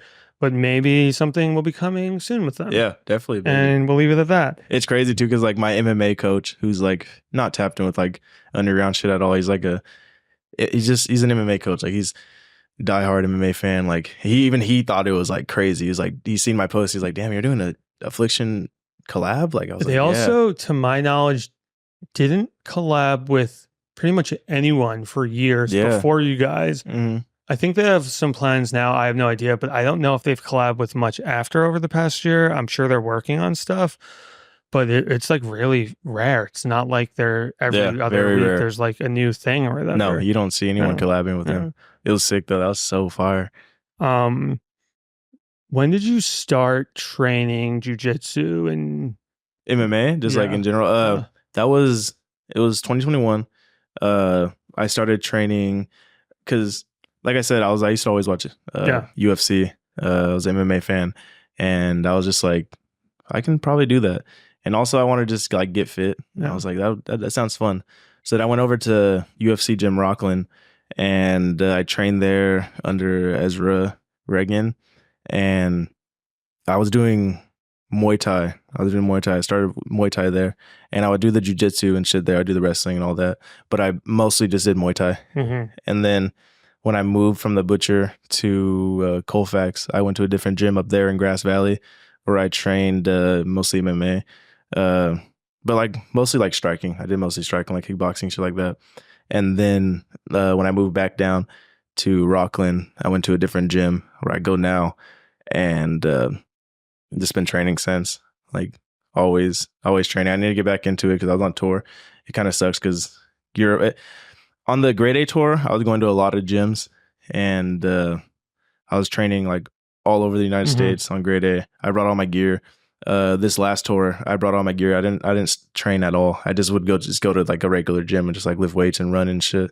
But yeah, I've been since like 2021, and then now I'm just like strictly MMA, working on my grappling and shit. And I'm pretty confident in my striking, but definitely just working on grappling right now. There's a video of you out there that I thought was a close friend's story. Oh yeah, I posted it for like 2 minutes where I knocked that fool out. It exists. Yeah. So you've entered I did like this matches. What are they? I did like this smoker fight thing, and which is what? What does that mean? It's like it's not like an official bout. Like it doesn't go on like your official like record. So it's like an amateur. Yeah, like an amateur type of thing. And I knocked this fool out with a head kick. You did a spinning head kick? No, it wasn't spinning. It was just a regular. I don't know anything about this, but to me it looked like you were spinning. You fucking kicked him right in the head. Yeah, and he got kicked this fool in the head, knocked him out. Have you ever used any of these skills in real life, or you try not to? I try not to, but over in Hungary and Budapest, there's a little incident. I actually wanted to get into this, and this is a perfect segue. Thank you so much for seamlessly bringing this up. So, a Great Day was great. Affliction collab that led into this year. The year we're currently in is another U.S. tour that led into Europe. Great, incredible, sold out shows. Yeah, great time. Merch was nuts, which we will get into on all the new merch and stuff. But in Europe, I get a text from Sherwin. He's like, hey, don't freak out. Hackle's in jail. Yeah. And then I say, hey, man, I'm freaking out. And then I think because of the time difference, well, I'll let you say the story first. So what happened?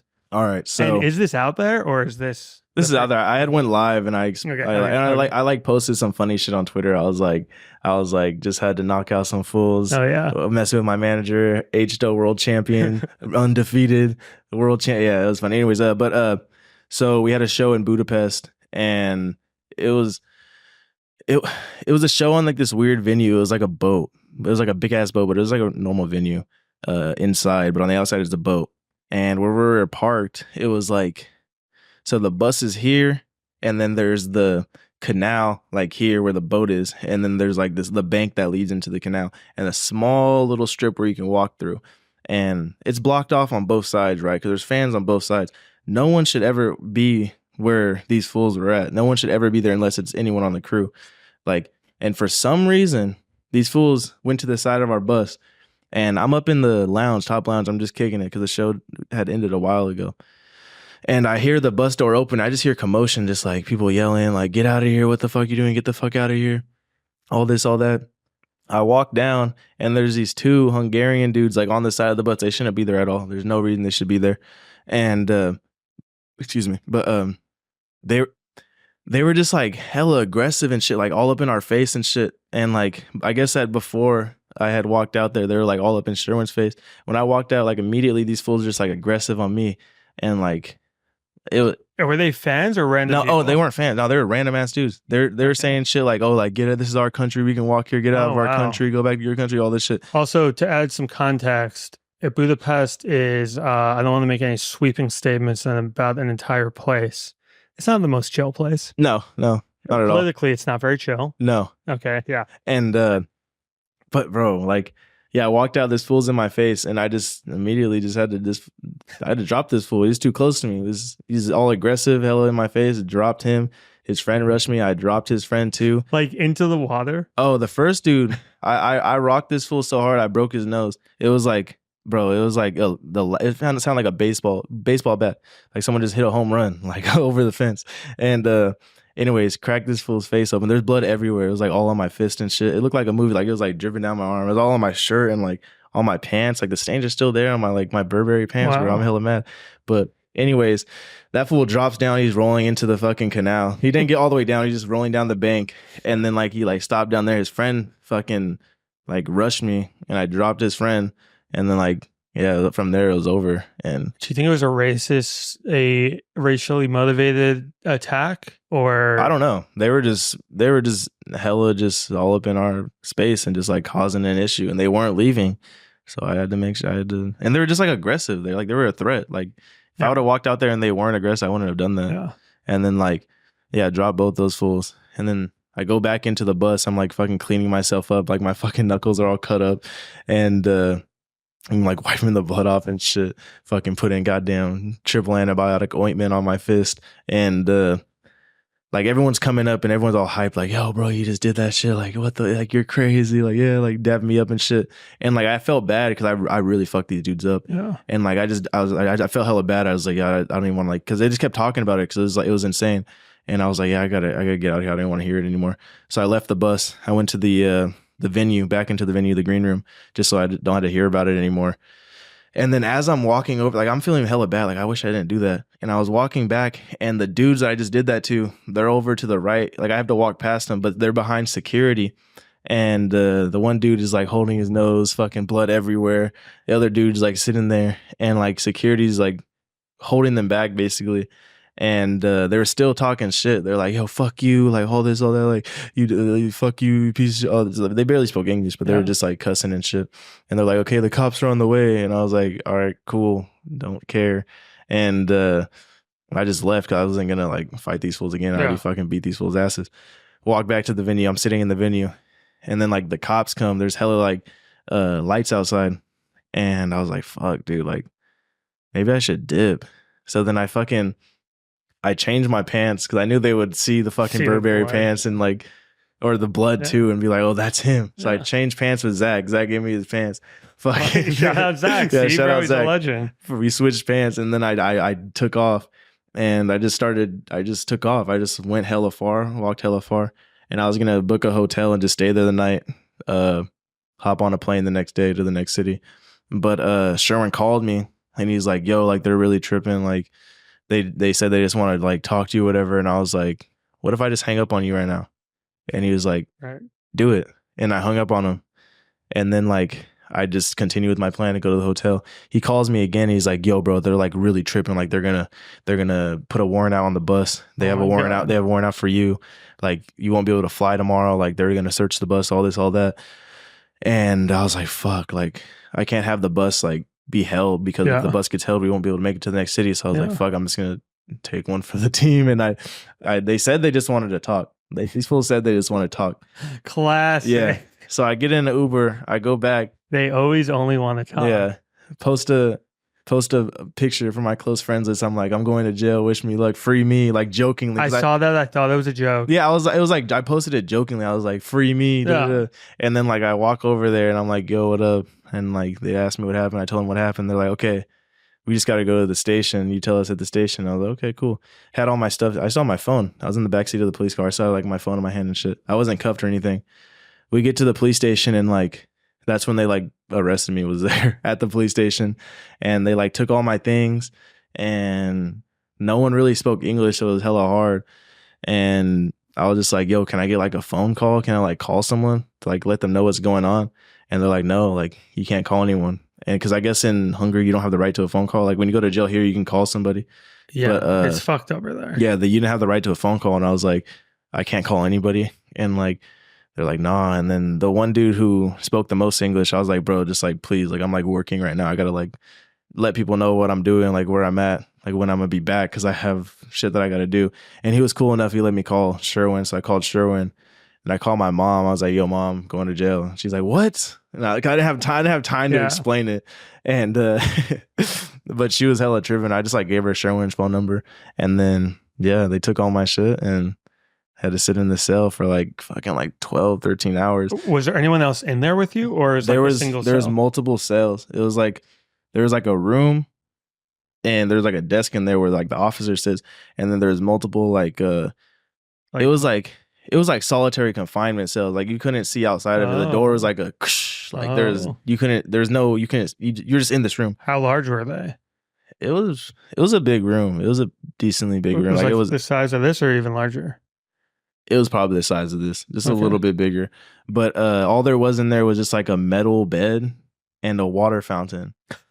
And you have no idea how long you're going to be in there. You're like, dude, I might be in there for 3 years. I asked the dude, I was like, how long am I going to be in here? Like I was like, can I bail out? Like, and they're like, no, like, and I was like, how long am I being here? And they're like, a couple hours or a couple days. And I was like, what? Like, what the fuck? Like, I'm about to be in here for how long? Like a couple of days. So I just sat in there for 12 hours. Mm-hmm. I didn't know when they were gonna open the door. And did you like sleep at all, or bro? Like I slept like a few hours, and in those few hours, like in those dreams, they're all jail related. So the first dream that I had in there, I was in that cell, but there was hella people in there. Like my friends were in there, the gang were in there. Like we were fucking chilling. We had like alcohol and shit, and like it was hella cool. We had like a PlayStation and shit in there. I was like, I don't ever want to leave. I said that in my dream. I was like, I don't ever want to leave this place. And I remember I woke up and I was like, why the fuck did I say that shit, bro? I'm just like dark in there. I'm like, damn, alone. That one hurt because I was not alone for a minute, and then I was alone. But anyways, in the second dream that I had, this sounds fake. This sounds like I made this shit up, bro. These fools open the door in the dream. And I walk out and we do all the paper. It felt so real. We did all the paperwork. Like I told them the story. We did all that. And like I was leaving the jail. And like, you know, when it's hella dark in a room and you open the door and it's light outside, you can't see anything. It blinds you. Yeah. When I was walking out, it blinded me. And as it blinded me, I opened my eyes in real life and I was still in that fucking cell, bro. Oh my God. I don't know how people sit in there for years. Like I can't do it, bro. I can't sit in the room. What was your worst fear in that moment? My worst fear? I wasn't really like scared. I was just like, I was more scared of like missing the next show. I would imagine you're probably just like annoyed, unsure, anxious. Yeah, it was just annoying because no one was like telling me anything. So I was just sitting up in there. You wake up. Did they eventually feed you? Yeah, when I woke up from that and I was just like in that room, just like, bro, there's nothing to do. I was just like pacing back and forth, literally walking in circles. And then like the guard opened the door and it was like this big ass like Hungarian. He looked like Mario. It was funny though. I don't know. He had like a mustache. He was hella cool though. And we were communicating through Google Translate. And I was trying to like plead with him to like let me like get my phone so I can like text somebody or like call somebody. He didn't let me. But anyways, he was like, "Are you hungry?" And you're like, "No, I'm American." Yeah. That's such a bad dad joke. Oh my God. Holy shit. End the podcast. Said, "No, I'm American."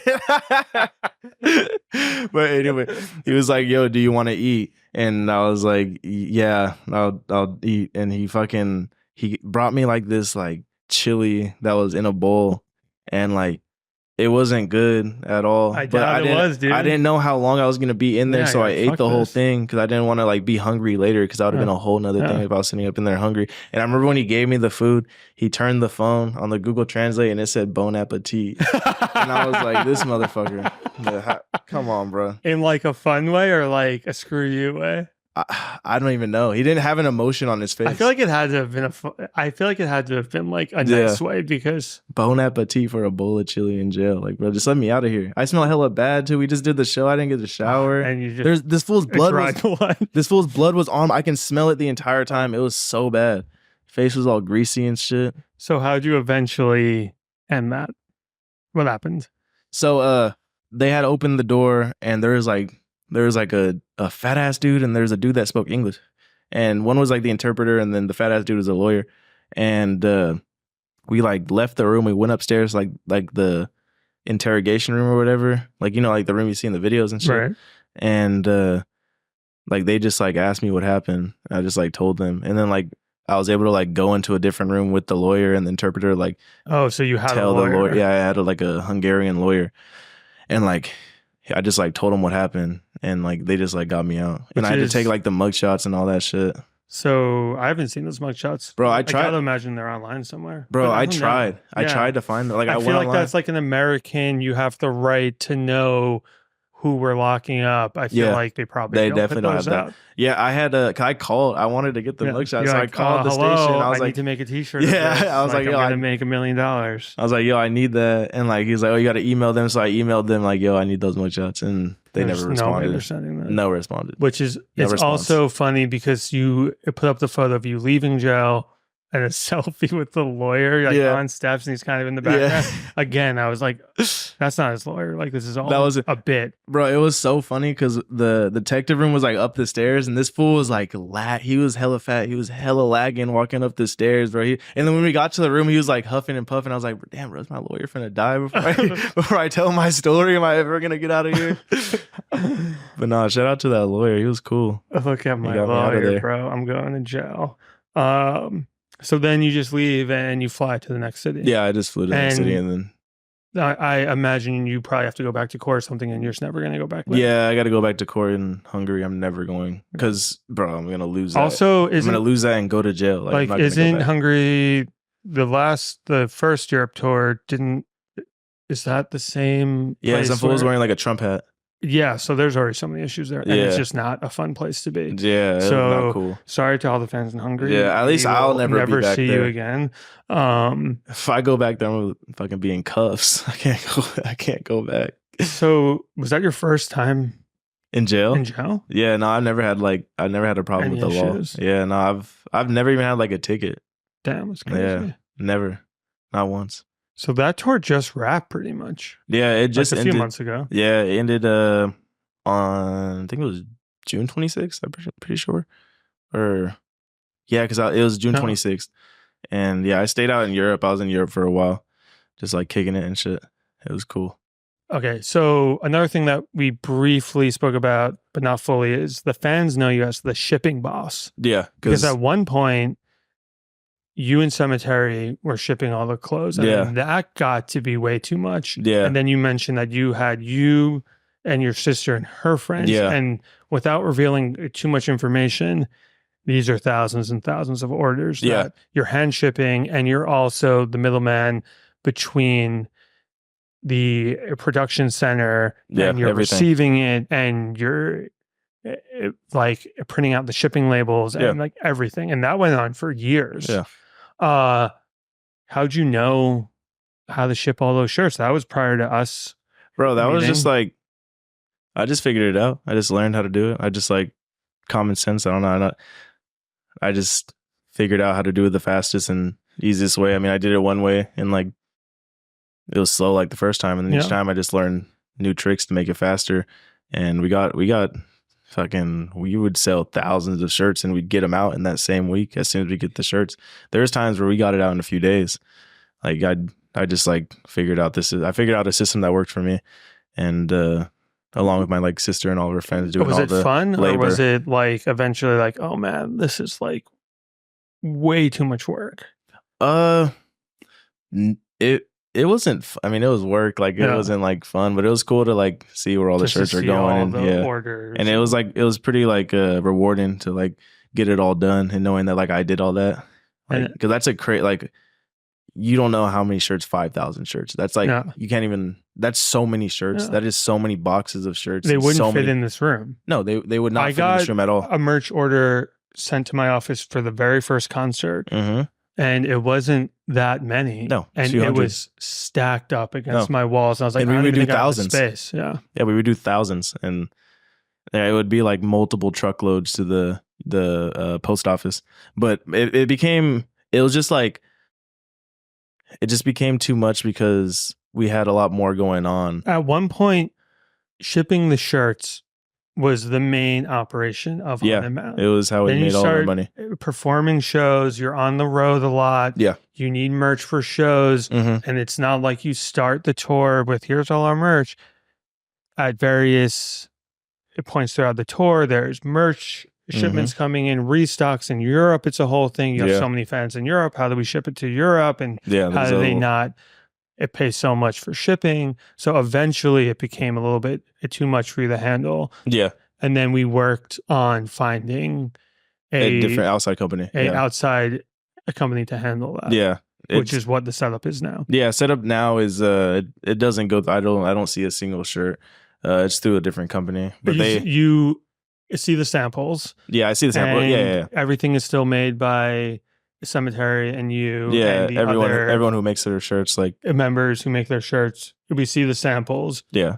Then they handle the web store and the shipping, and then we also have another operation in Europe to help with the shipping costs. Also, when you're on the road in Europe, but yeah, just such a crazy. Like that was an insane. Yeah, I don't even know how I did it. It was insane. 5,000 shirts, just so many shirts, unreal. I don't even know how we would do it in a couple of days, but we did it. We thugged it out, and now we're here. Now we have other people to do it. Now the merch is getting more advanced. Yeah, exactly. Like hats, beanies, polos, keychains, socks. There's a lot of incredible plans for the future. You guys made hockey masks. Yeah, it's crazy. It's not just t-shirts anymore, which is wild. There's a lot of last time we were here, really it was just cool t-shirts. Plans. Yeah. We had a lot less work that we had to do back then. No. Now we're always working. It's always something. It's always something. We're not just chilling. People think that we just like kick it and like no, bro. There's so much shit that goes on behind the scenes. We're on phone calls all the time. Every day, every other day. Every day. Group chats. Yeah. We plan out 18 months in advance. There's so much going on every single day. Yeah. It's funny because fools think, I don't know, I'm just like a rapper. Like I just like drink lean and fucking hop on a song and talk about fucking doing drugs and violence and shit. But like, no, bro, there's a lot more there's a lot more that I do than that. You're running a multi-million-dollar company. Operation. Yeah. Like, and that's my shit. Like I do a lot more than what people think.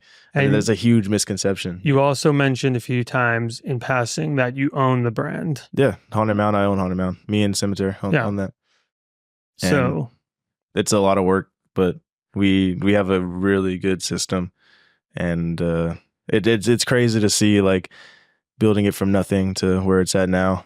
And it's sick. It's really rewarding when like things like work out the way we planned. Because there's a lot of planning that goes into everything we do. It's not just like a drop a song, do a show. It's not like I think there's so much stuff that goes into it. That's like hard for fans to understand, and I didn't understand it when I was a fan. Yeah. Like even the Gray Day thing is like we're speaking about that with their team prior to the Gray Day, prior to yours. Like it took forever. Forever. Or and there's so many people you got to talk with. Like Affliction or all the shows or whatever. It's like, this is a real job. Yeah. It's not as easy as people think. Like we don't just hop on a mic and hop on a stage. Like the funniest thing to me is like whenever fans are like, come here, like while we're like mid tour, they're like, come to this place. And it's like, bro, that's like, you know how many steps it would take for us to go to that place now? I feel like probably those fans can't be serious unless they're super young. But I would imagine they're just like they want to hit you up about something. And, so, but yeah, I'm super proud about everything we've done. Super happy how things are going. And the past 2 years, a year and a half, or however long it's been since the first podcast that we recorded has been a whirlwind. So much has happened. What are your plans for the future? For the future, let's see. So I want to do an EP. I'm gonna do an EP by myself, and then I'm gonna do one with Buck. Me and Buck are working on something, and then hopefully I go on a tour, or me and Buck. I'm kind of leaning more towards me and Buck. We're working on that little Buck H2O little EP, and then one of my own as well, and whatever. I think Sematary right now, he's chilling because he's been going hard for a while, but we're still gonna be pumping stuff out, merch, and we got the next thing is definitely the polos. The polos probably already be out by the time this is out. Yeah, but this will probably drop like late next week. So yeah. So yeah, the polos they might be out, might not be out, but yeah, we got the polos coming out. We got more merch, and we still have leftovers from the merch on the website, a few different sizes and stuff like. But for the future, that's it for me. Just my own EP, little Hackle EP, Buck and H2O.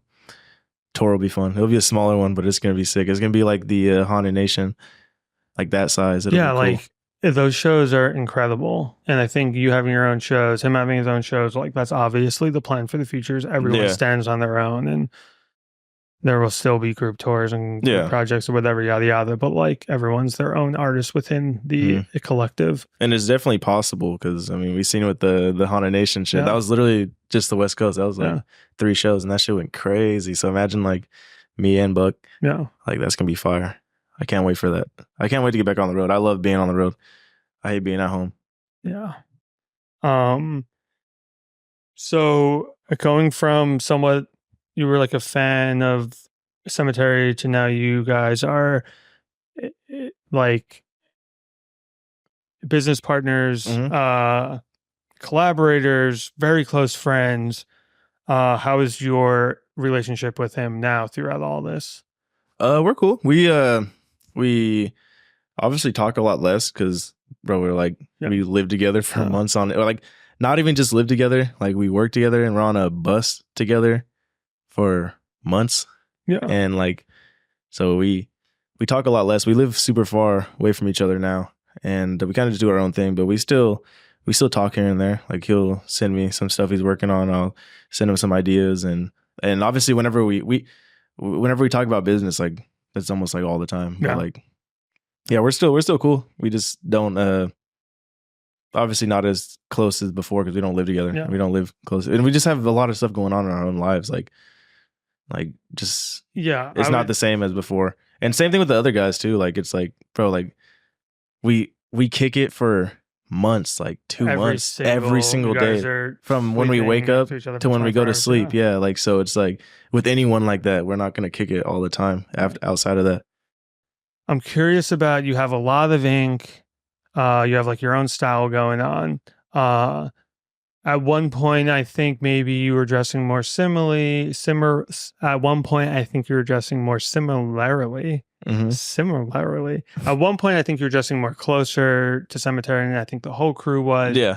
You're off on your own wave now to a certain extent. I think like maybe in the earlier days, people thought he was like controlling what you wear or what you post or stuff. And that seems like one of like the huge like misconceptions of this whole thing. So like, what's the relationship there? That's a huge misconception. I don't even know why fools think that shit. Like, bro does not like control anything that we do. Like we can wear whatever we want. We can post whatever we want. There's never been a time where it was like, yo, can I post this? Right. Like, bro, why would I ask for permission if I own this shit too? You know what I mean? Like, this is my whole shit too. I'm not asking for permission to do whatever. Like, and the same thing with all the other dudes. Like, people can do what they want. And like, we all dress the same because we had to like make this whole thing. Like, we're not going to dress the same forever. Like even Sematary, like he doesn't dress how we used to dress.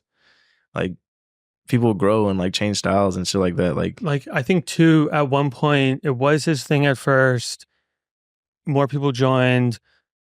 To your point, I think it was important of like, we're all putting out the same image. Yeah. I want this to be cohesive. I have this grand image in my head. And then he grew, y'all grew. Yeah. You know what I mean? Like, it's only natural. And if the end goal is for everyone to like have their own solo career within Haunted Mound, like, yeah, we're all gonna have our own swag eventually. Yeah. But at the beginning days, like, yeah, we just built all this. Like, if we didn't all dress like that, these kids wouldn't all dress like this now. You know, I mean, I think like the Sad Boys, if you look at photos, they're all wearing similar things in like 2012. Yeah, exactly. And then you grow up and you have your own music and career and whatever and yada yada, and you're still in the crew, but you know, it's only natural. Yeah, you just grow and just get your own swag. It's hella funny. I see fools that be saying like, "Oh, Hackle can't dress." It's like, bro, like just because I don't dress like your ass no more doesn't mean I don't know how to dress. Like, bro, my fucking outfit costs more than I don't even need to get into it. So what's up? You have a ring, a watch, a bracelet, the H-Doe chain. When did all this start? This is when I started getting money. I don't know. Last time I was here is hella funny. I had just bought like my first big purchase. It was like a Gucci watch. Like it was like, I don't know, like $1,500. And now I'm iced out. I got fucking diamonds on my ring, diamonds on my fucking wrist. Got a new watch I just got yesterday. Got an H-Doe chain. Like, I don't know. It's fire. I love jewelry. Shit's fun. I love wasting money. It looks cool too. It looks sick. Yeah. Shout out to Alligator Jesus. He's fire. What is your favorite piece of jewelry that you own? My favorite piece of jewelry? I like my H-Doe chain. It's like iconic. Like it looks crazy. Like it's a crazy ass chain. Like when I did buy this H-Doe chain, I'm not gonna lie, I probably shouldn't have bought it. I bought it before our first show, and like I just knew we were gonna go crazy. Yeah. So like I bought it. I still had money, but like looking back at it, it was a dumbass purchase. Like, but now it makes sense. Like now I can buy like multiple and it'd be fine. But like back then it was like it was kind of a risk because it was a big purchase for me at the time. But yeah, that's definitely my favorite. I really like this watch, this Alabaster I just got. Yeah, it's so fire. Yeah, it kind of like I like the silver like white. It's just sick. I fuck with it. I had the red one, but the red one broke, and I just got this one yesterday. And then fucking, what else am I wearing? Yeah, I just got like a Cuban link, iced out from Alligator Jesus. I fuck with him. Yeah, we have similar rings. Yours is just a little probably more expensive. Yeah. But yeah, I like jewelry. I just got back into like buying like clothes though, like streetwear brands that like I couldn't afford when I was like a kid and shit. Like going on Grail, I like because for a minute I was wearing a lot of the same shit. And I just got back into like going on Grail and like finding shit and like buying it. Like Utmost. Utmost is like a big like are you familiar with Utmost from Virginia? Yeah. Absolutely. I love Utmost. I've always fucked with Utmost, but like now like there's not a single like Utmost logo tee on Grail that hasn't been purchased by me. And it's such like it's not rare, but like if you know type of thing.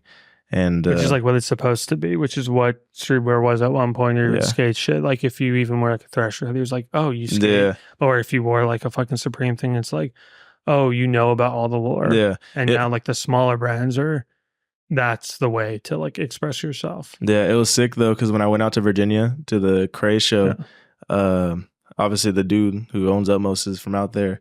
And we went to the show, he brought me like hella Utmost shirts, and it was sick because it was like, damn, dude, I used to buy these. Like I used to buy these with my little checks. You mentioned Zach FTP.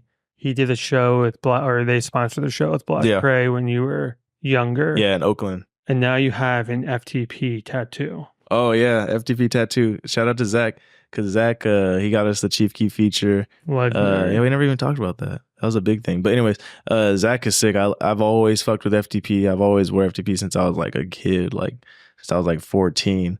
So it's like crazy that like he just be sending me just like boxes of clothes and shit. It's so cool. I fuck with him so much. He's such a real ass dude. I mean, yeah. So 2023, last year was just a crazy year. So much going on, including a Chief Keef song. Yeah, yeah. I see you have the FTP tattoo. Yes, sir. Why don't you explain the whole story here? So, FTP, I've been rocking FTP since I was like a kid, like 14 years old. Like I've always fucked FTP, like spending my fucking little bit of bread that I had just to get the drops, like every single drop. Anyway, Zach, he hit us up and we went to his house, we kicked it or whatever. He's a cool ass dude. I fuck with Zach. And he was like, yo, I'm doing this like FTP records thing, like this tape. I want you guys like make a song. And so we did. So we made a song called FTP. And we were just rapping about FTP, fucking fuck the population. Yeah. We just went crazy as fuck. And then he hella fucked with the song. He's like, yo, this is fire. He's like, I'm gonna see if I can get Chief Keef on it. And we're like, damn, what? We're like, what? You want to get Chief Keef on? Like, how you gonna do that? And he did. Then fucking he just like sent us the file and it was Chief Keef on there.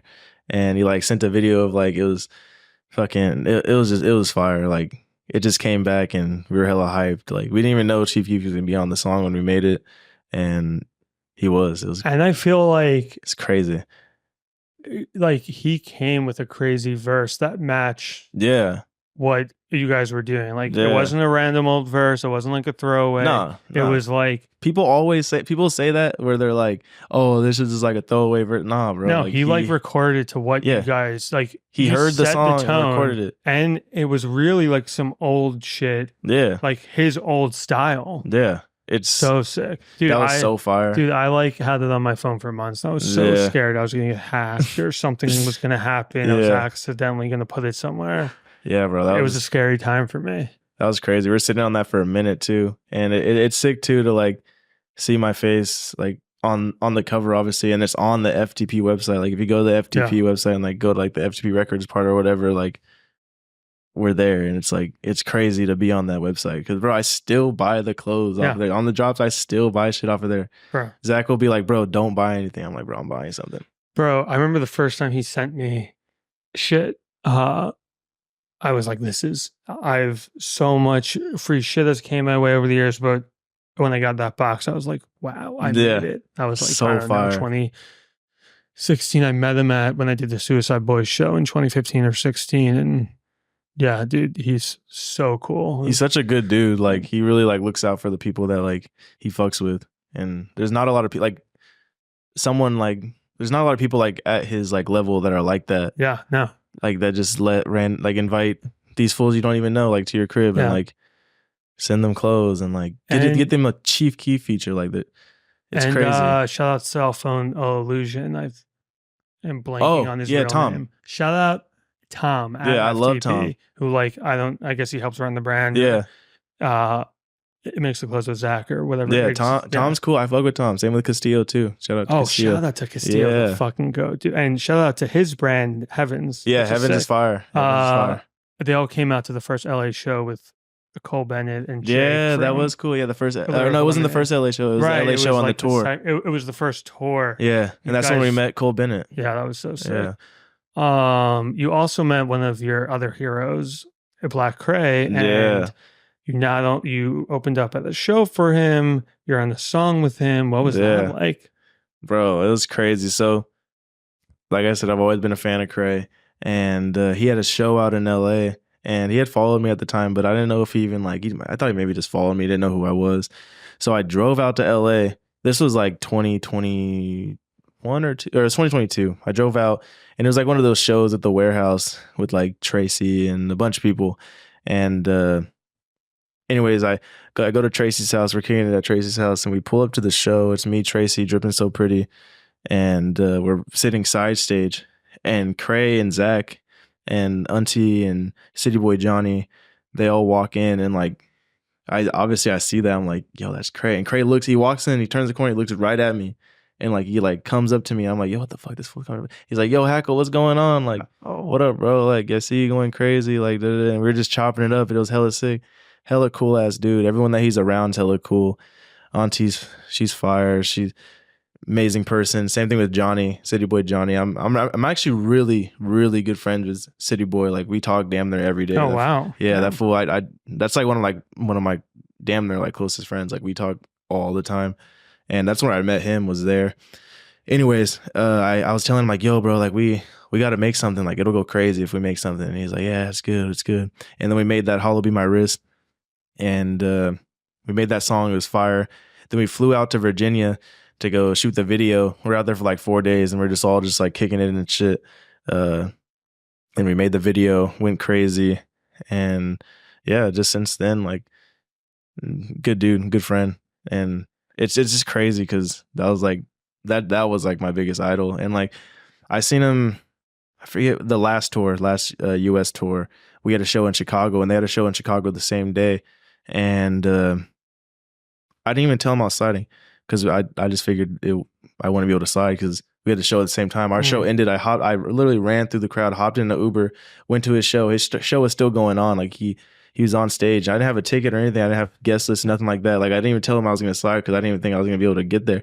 And anyways, like I just walked in, and like enough people at that show knew I was enough people were like going crazy when they seen me. We got to get this guy. Yeah, so like the security was like, oh yeah, just come on. And like I walked through the crowd, there's just like kids just like fucking swarming me or whatever.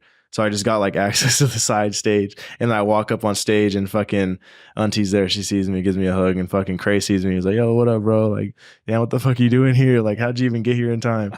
And because I wasn't even on the guest list or nothing, I literally just like showed my face and walked in, and it was cool. We kicked it there, and Ken Grocery was there too. He's a cool dude. Yeah, and Haunted Mill's good dude too. I really fuck with him because Steele was there. He was a DJ too. Oh shit. And then the next show we had, I think it was like Minnesota or some random ass shit. We linked up when we all kicked it at their hotel, and they're just great people. Like they're so chill. Like, and I feel like whatever issues they may have had with other people in the past is because, again, I have no idea, but this is just my idea, that they felt like they weren't properly being paid homage to, which is fair.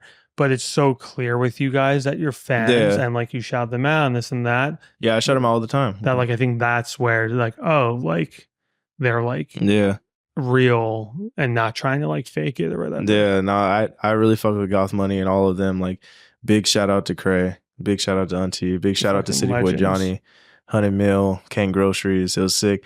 And then before the Europe tour, I had went out to Virginia because Kray had his first.